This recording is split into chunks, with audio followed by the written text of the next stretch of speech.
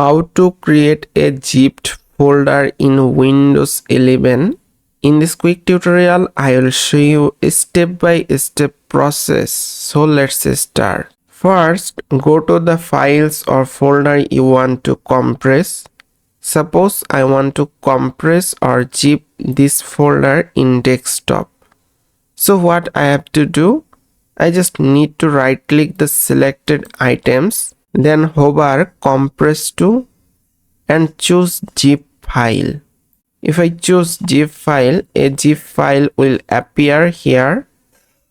I just need to type a name of this zip folder, then press enter. If I press enter, you see the folder is zipped, and this zip folder location is the same.